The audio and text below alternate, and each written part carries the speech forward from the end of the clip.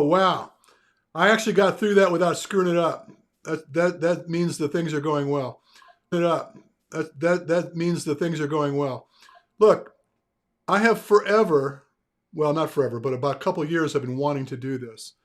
And for those that don't know it, a few years ago, I collaborated with a gentleman by the name of Ryan Fisher, and we produced this training program right here, Dark Horse. And you could see it says version 2, basically. Um, First one was good. This one was better. And we put a lot of energy into releasing this thing. And right at the time that we released it, COVID hit.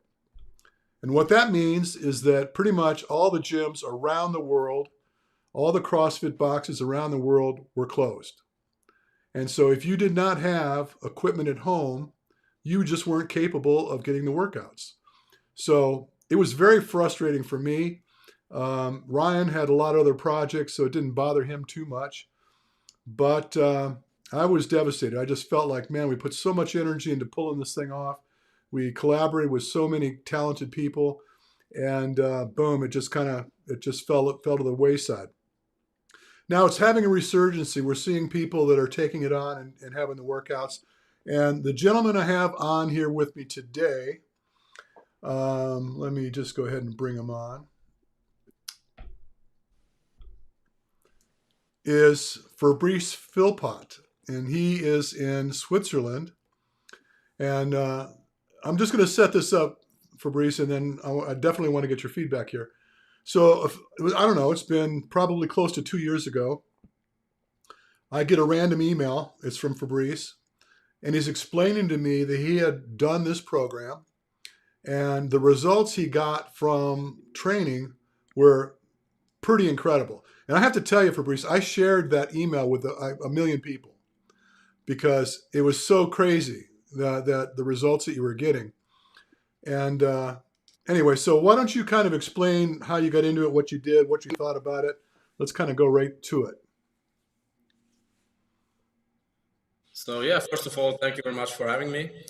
And second of all, my last name is Fabrice Philo, not Philpott. So just Did I spell it wrong?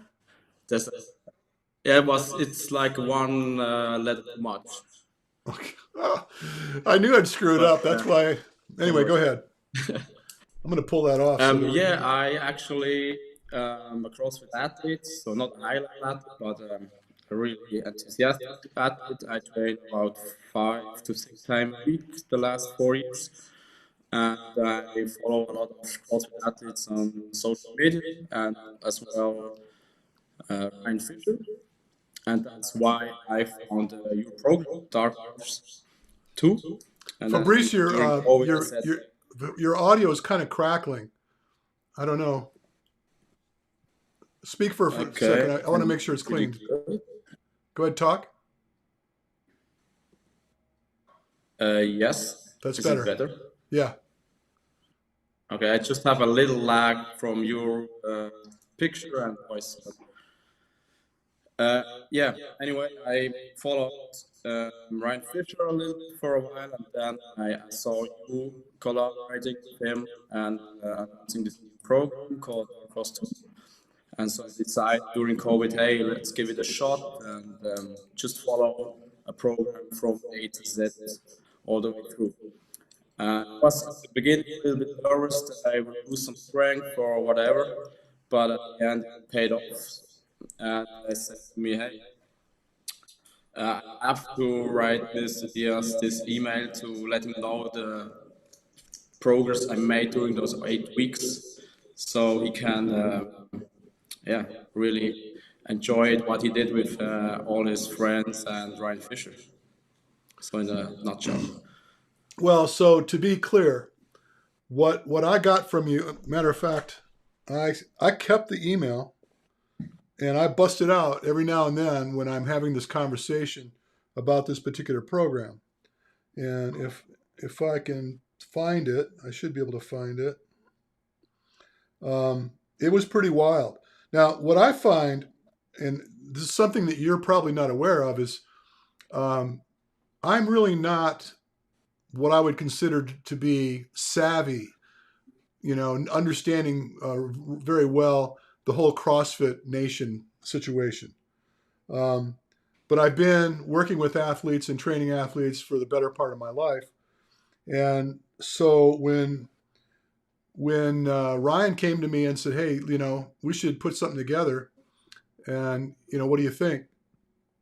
And I thought, why not? Let's do it. So I asked him just to give me a garden variety of workouts that most CrossFitters would be able to understand, possibly workouts that they had done in the past.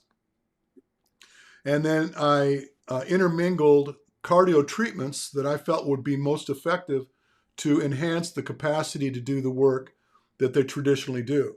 So I found the email. So here it says, I am overwhelmed by the effect Dark Horse 2 had on my performance. It was just crazy. Partly, I had to adjust the weight to my level, which is understandable. In the first benchmark WOD, which was EMOM times failure, which was 3 front power cleans, 3 front squats, 3 push jerks, you used 155 pounds. And you said that initially on that first benchmark, you only reached 7 rounds.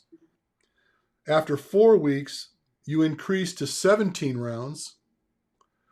And then after that, I'm embellishing. You said you'd have been great if you got 10. But then you went to 17 rounds. And then that blew you away. And then after that, the third time around, you increased to 23 rounds. So you literally went from doing 7 rounds to 23 rounds, which works out to be, and then you went to 27 rounds. So in the course of 8 weeks of training, your performance improved by 285%. Now, Yeah. I tell people that and they think I'm full of shit. They think, yeah, sure, but they think I'm just banging the drum, that, oh yeah, look at me, I got this cool thing I do. But I was so excited to see this. Now, I have to tell you that I've had other people reach out to me that had, I don't want to say similar results, but really dramatic results. The kind of results that blew them away, where they were like, I can't believe how much better I was able to perform for having participated in this program. And so, and I'm sure you're probably curious to know what the secret sauce was that made the difference. But before I go and explain to what I think it is, I'm curious to know what your thoughts were. What did you think was making the difference for you? So I would say there are several factors playing in. So first of all, for sure, I haven't done a lot of cardio beforehand because I was already quite new into CrossFit. So coming as my background as a soccer player for over 15 years, my base cardio was pretty good, I would say, above average. And then it came into CrossFit, and from 5 training sessions a week in soccer to around 3 to 4 sessions in CrossFit with most likely only barbell movements and body weight movements and not so much steady state cardio. My cardio level drastically went down. And so I would say, in combination of not doing a lot of cardio a year beforehand and then going in a straight cardio program, definitely played in a big time, Yeah. I would say. Well, I know that I know because I have friends that participate in CrossFit competitions.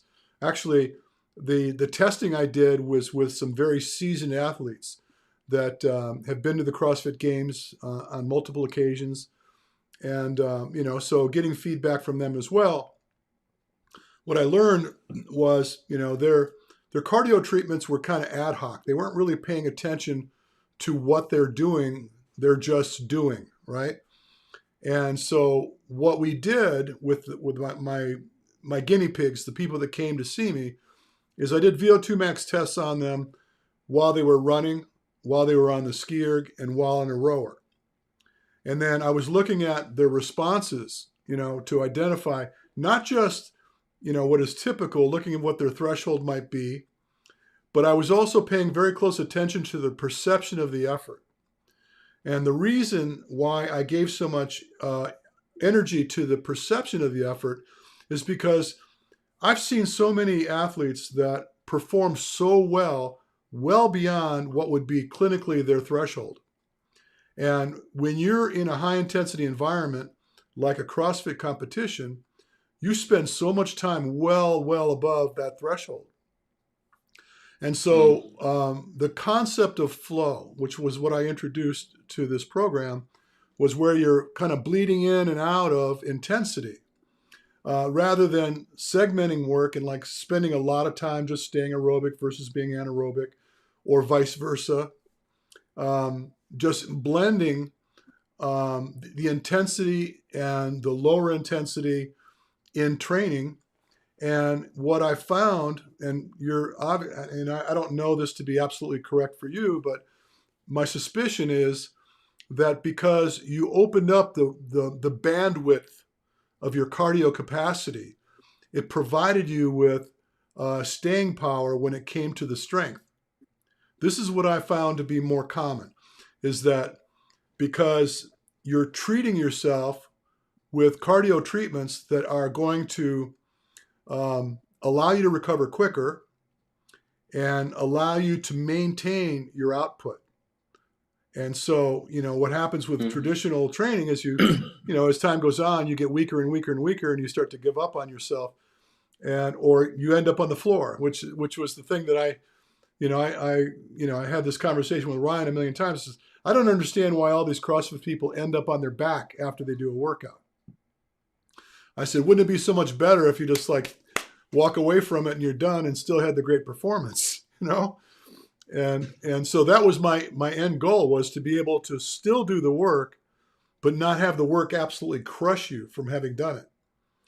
And so when you were explaining the results that you were getting, that to me was testament that you're able not only to, it's staying power. It wasn't like you were increasing the loads.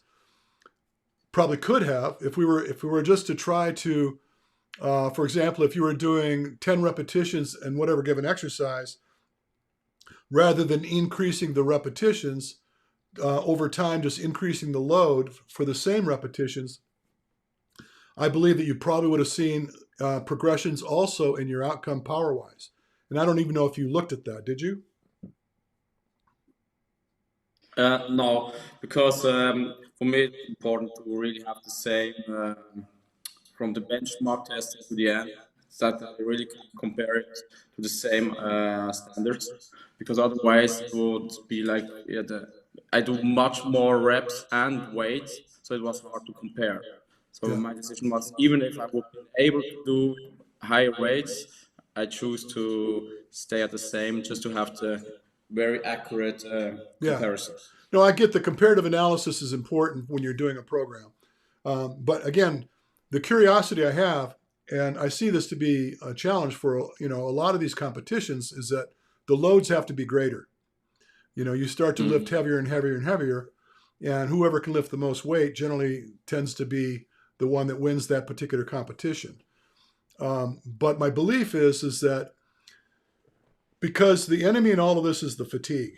If you're doing something to set back the fatigue, cause it to take longer before you run out of work or run out of energy, that I believe is where the magic really lies. And whether it be greater intensity or more volume, the end product is the same. You're able to do more, and however you might measure it. But so what I find interesting, and the frustration, I think, if I could use that word, is that in a CrossFit environment, the athletes tend to follow the leader. Whoever's getting the most work done is they're going to do that workout, right? They're not staying within their own capacities. They're not really focused on what they're capable of doing, rather than worrying about what others can do and trying to mirror those workouts. And that's pretty common in a lot of different places. But someone like me comes along who's not recognized in that CrossFit space, and I start throwing out these novel concepts of how your cardio treatments are going to blend into your workouts, and they can't compare it to something because it's never been done. And Mm. that was what I really love about this is that because we got outside the box, you know, pun intended, outside the CrossFit box, and introduced new concepts that was really paying off. And again, I have friends and people I know in high places that have done these workouts, and whether they did it verbatim for 8 weeks in a row or not, I can tell you this, and you shared it, is that the amount of work that you end up doing workout wise is less, and your output was greater, right? Mm. Yeah. So you were saying you were training like 5, 6 days a week, and you cut the volume way down as far as the training sessions. Yeah. So basically, just like a half year before I did this program, I also trained like 5 days a week, but for well over an hour, maybe 2 hours a day. And with this program, it was maybe 1 hour max. So I basically cut it in half. So half the work and greater production. Yep. Yeah. So I heard this also from one of the girls that worked with me, Jen Ryan. And Jen Ryan won the Masters in the CrossFit at one point in time, the Open, and she's a beast. You know, I mean, for a little girl, this girl's she's just a powerhouse. And that's what she said. She goes, you know, I'm so used to working so often that all of a sudden I was getting all this work done, and or all this progress without having to do nearly as much work. She goes, I was almost like I didn't know what to do with my extra time, you know. Yeah. And you know her game really, I would have to categorize her as a professional athlete. Um, it just really did make a big difference for her. Now you had mentioned in your, I didn't share the rest of the comments that you made in the email, but you were asking me what the next version of this was going to look like, and you Yeah. made some recommendations. And I'm since we're having a chance to talk now for the very first time, what were your thoughts? What would you have liked to seen, and what do you think would have made the program even better? I would like to see the assault bike or the eco bike, like the fan bike with the handles, which is pretty common in CrossFit. And I would say this would also have a great impact on the performance because you have also upper body movement, like in the rowing on the rower. And the bike you use is just legs, and skier is mostly upper body. And then you have the runner also running also lower body and what we have left, ski, upper body, row. Yeah, That was maybe eight. one machine extra, just to have like every piece of equipment we use in CrossFit, like Yeah, the so I less. agree with you. I think that I intend, by the way, I intend to re-release this program, and I intend to expand the uh, the function of the program, because I'm sure you're familiar with the High Rocks competition. Yeah. Yes. So High Rocks is very near CrossFit style training, and I've been coaching a lot of High Rocks athletes over the last few years now.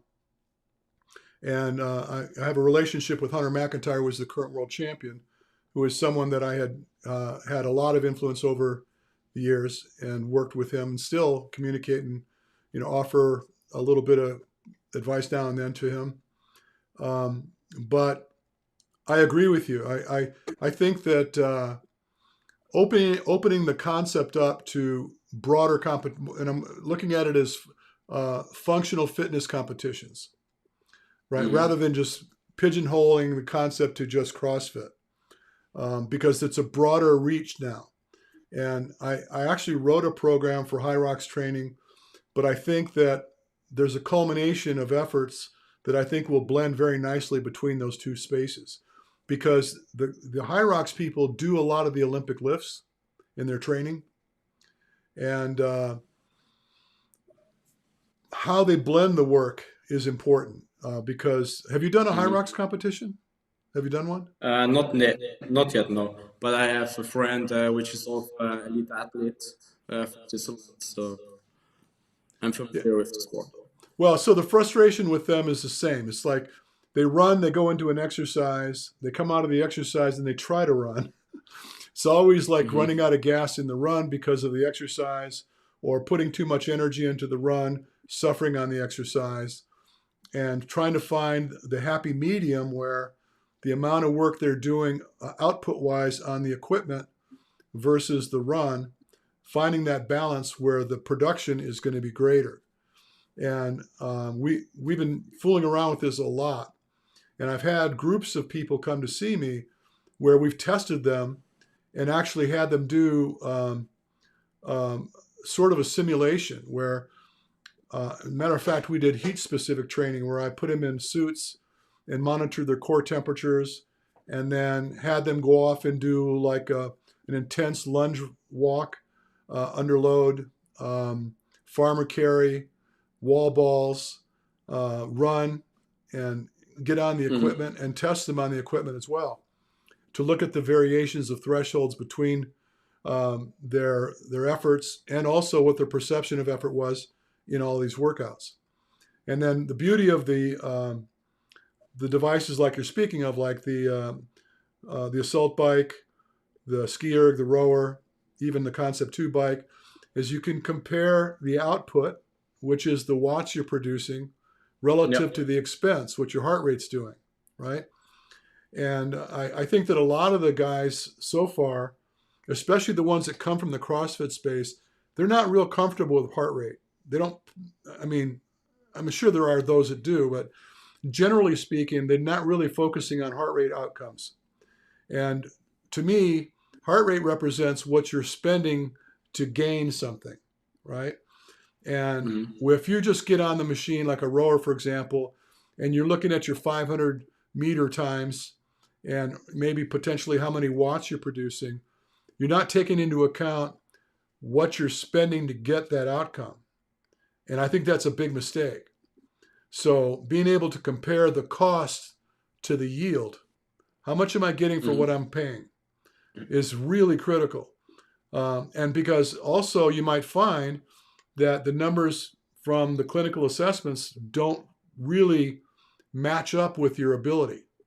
You might find, well, in a good example, and I hate to keep throwing him under the rug. I've done this so many times, but I've tested Hunter, I don't know, 7 times, I think, and seen him go through being an endurance athlete to going to CrossFit Games to becoming a High Rocks world champion. And as his body evolved from these different challenges, his muscle density has gotten to be much greater.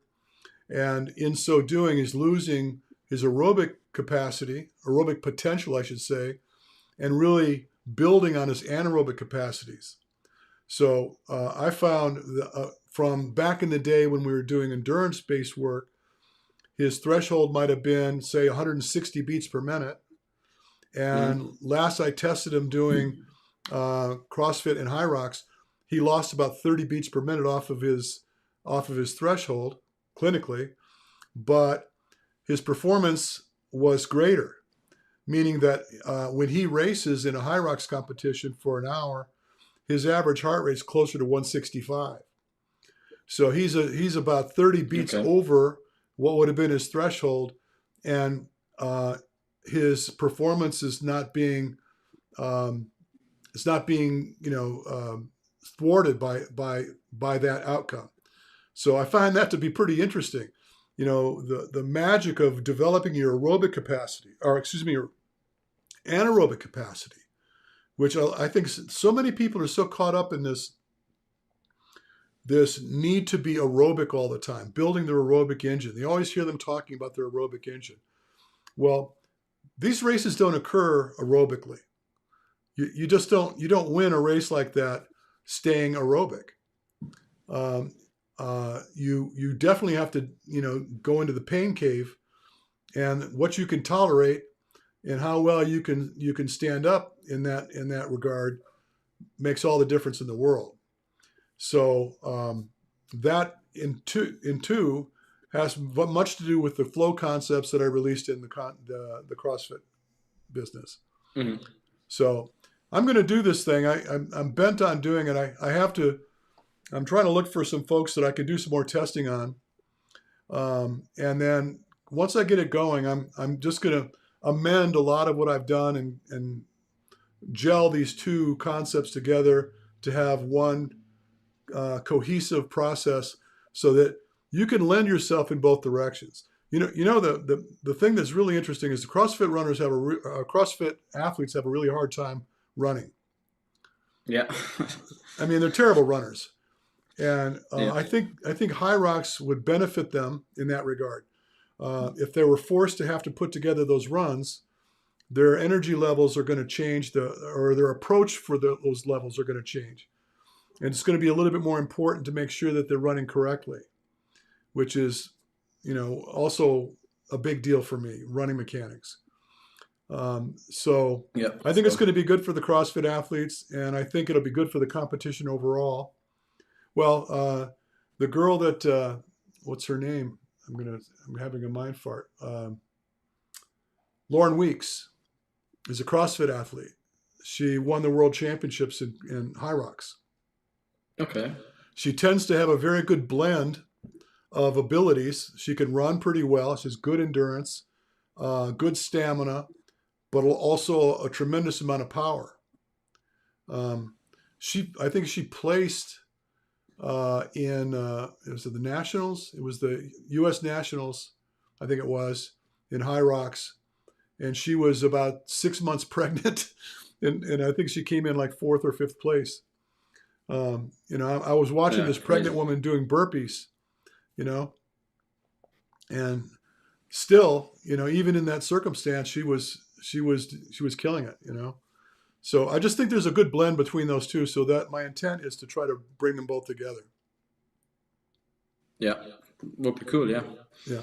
So how much energy is there where you live for this high rocks thing now? Is it getting to be hot? People starting to pay attention? It's getting, yeah, slowly getting more attention because we have a Swiss athlete at really at the top.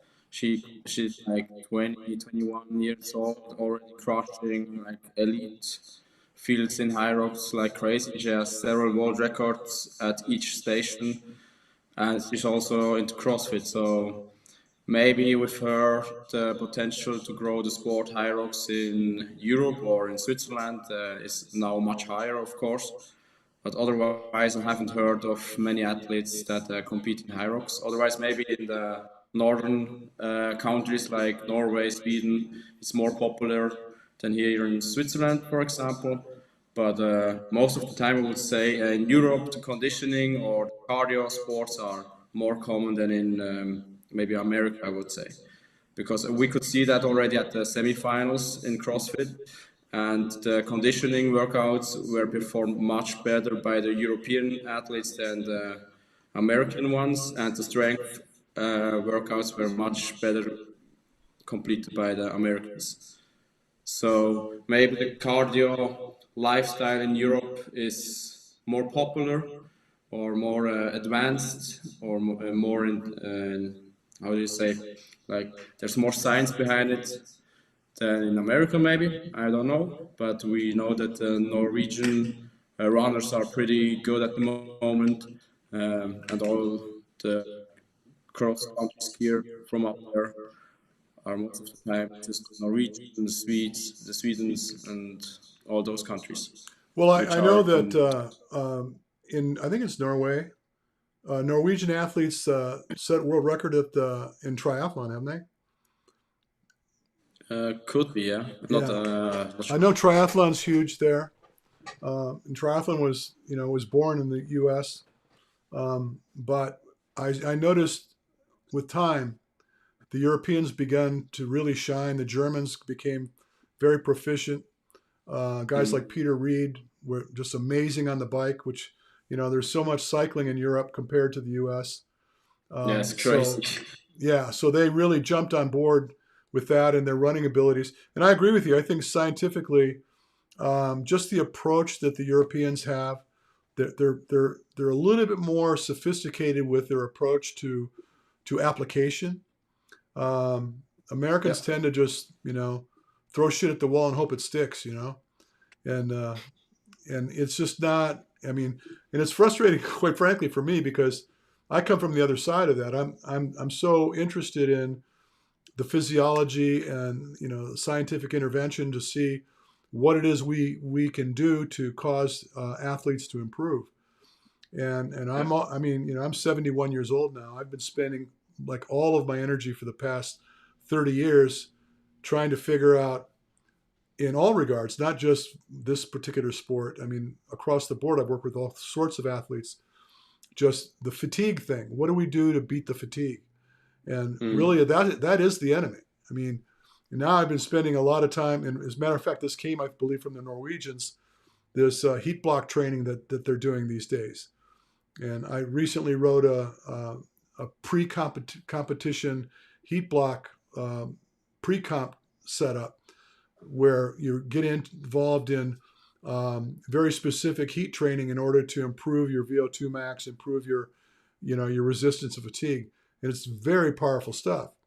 And I've not seen too much of it in the States, but now I've been introducing it, so I don't know if I'm really the guy, but I've definitely given it energy, and I know I've done some work with some athletes where I really put them to task, and I have athletes I'm coaching now where along with the other metrics that I'm looking at, like their paces and their heart rate and their cadence and their elevation gains and whatever it is they're doing, I'm also looking at heat. I'm starting to look at what the cost of work is doing from a heat production because Mm. overheating is brutal for athletes, as you know. So yeah, it's all good stuff. But I was curious to get your feedback. I really enjoy I really enjoyed hearing from you. Obviously, I kept your email. This is probably the only email that I've ever kept because it had so much power in Thanks. it. Yeah, I had to look up also just that I don't have like a mind fog, that I really had this much progress. And the numbers don't lie. I have it on screen, like I can see how much rounds I did on the Polar app. I could see the spikes and when I dropped and everything. So it's crazy to revisit this again to see what I did. And I actually do this program, not the whole program, but maybe a couple of weeks only the conditioning part, just to ramp up the conditioning a little bit before a competition, for example, just to get used to that lactic acid zone to not get surprised when it's competition time. Yeah, well, when I finish this program, I will send you a copy because I know you're Oh, good thank you. at paying attention to detail, and so I'm going to be curious to hear how you do with it. But I just a lot of it, I think people just need to open their mind a little bit. I mean, across the board, I think that's the problem that I see with a lot of athletes is that they're so stuck in their little groove, that Yep. they're not willing to expand their knowledge base or look at other opportunities. I look at it like this: is let's just say, for example, I threw something out there and it didn't work for you. So what? You just go back to what you were doing before, and in a matter of a few weeks, you're probably right back where you were. But what Yeah. if? What if because you invested the time, you had an outcome like you did? These early adopters, I refer to them as people that are willing to take a shot and just see, hey, what's the worst thing that can happen? If you don't love what you're doing, I really believe you need to give it some time. You need to give it. I think the process needs about at least 4 weeks to really start to notice whether it's working or not working. Hmm. But what's the investment? It's not that big of an investment to end up um, potentially in a much better place. I don't think people would just, as I said earlier, people are not even prepared to believe me when I told them that, yeah, well, I got a guy that almost got 300% improvement in 8 weeks. And they're trying to do the math. Like, what are you talking about? How can you possibly, but hell, that's powerful. That's powerful. Yeah. Well, So listen, for me, go yeah, ahead. regarding trying new stuff, for me it was the same. Actually, I always thought, yeah, okay, I have to stick to my program, and that's the only one I have to do. But then during COVID, I just said, hey, now or never, because everything is closed. I can't do any competitions. I can't actually train like I used to. So let's give it a shot, and then we can see afterwards. And it paid off. Um, at the top, they tend to do that more often, I think, so because they try to get a coach from Olympic weightlifting, then a coach for swimming, a running coach, a gymnastics coach, to really get every part of the sport together into one and be and coached by the best to be the best. But more down the line, it's hard because as an everyday athlete, um, yeah, you trust what you're doing every day, and it's hard to switch something completely. Yeah, well, I know. Well, the other consideration is when you talk about the coaching, I think the value that I have, I'm going to bang my own drum for a minute, is that I've never been stuck in one groove. Like you see a football coach, he's been with football all his life, right? Mm. Or any sport, the coaches tend to have had a lifetime experience in that particular sport. I'm a mercenary. I've never been stuck on one sport. I've worked with professional boxers. I work with football players, European football, American football, basketball, soccer, polo, water polo, MMA fighters, and endurance athletes, triathletes. And I think that having a chance to get influences from all these different needs, you know, changes your perspective. It kind of gets you off of that stick point that you've been living with all your life, and opens your mind to other opportunities and other scenarios that really kind of helps you to become a Mm. much better, more rounded influencer. Let's put it that way. And I didn't do it by design. It wasn't like I thought, well, I got to do all this in order to get into a better place. I just found that this work was coming to me. And I always look at it like, if, you're familiar with this little Rubik's Cube that you spin around to try to get Yeah. all the. So I look at a human like a Rubik's Cube, What do I have to do? What twist and turn do I have to create to cause it to be, perfect? And so that fascinates me. I'm not stuck on any particular sport. I used to do work with hockey players, I used to do preseason assessments with professional teams. And I go through 50 professional hockey players in a day doing assessments. And then I've done that for years. Um, I don't think I went to, well, lately I've been watching hockey, but during that time, I didn't even go to the games. I just got through working with all the players. I didn't show up for their games. I work with football players. I wouldn't go to the game because that wasn't what I was interested in. I'm interested in the individual. I'm interested in their performance and the outcomes that they can create relative to potentially the influences I provided, right? So it's not, you got a guy that's really enthusiastic about a particular sport and he evolves into a coach.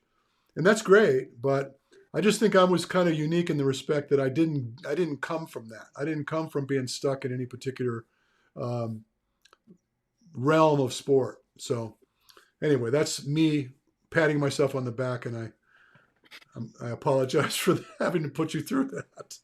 Oh, good. All right. Well, look, I don't think there's much else we got to talk about. I appreciate that you came on. I promise you, when I have that program ready, I will send it to you.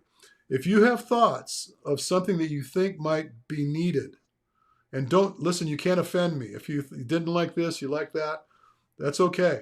Because to me, it's all science. It's all just what can we do to make it better. And I'd be really curious to have your Yeah. input. And I promise you, I will forward you a copy. Maybe I'll forward you a copy before I release it. So maybe you see something that you think that maybe could use a little massage.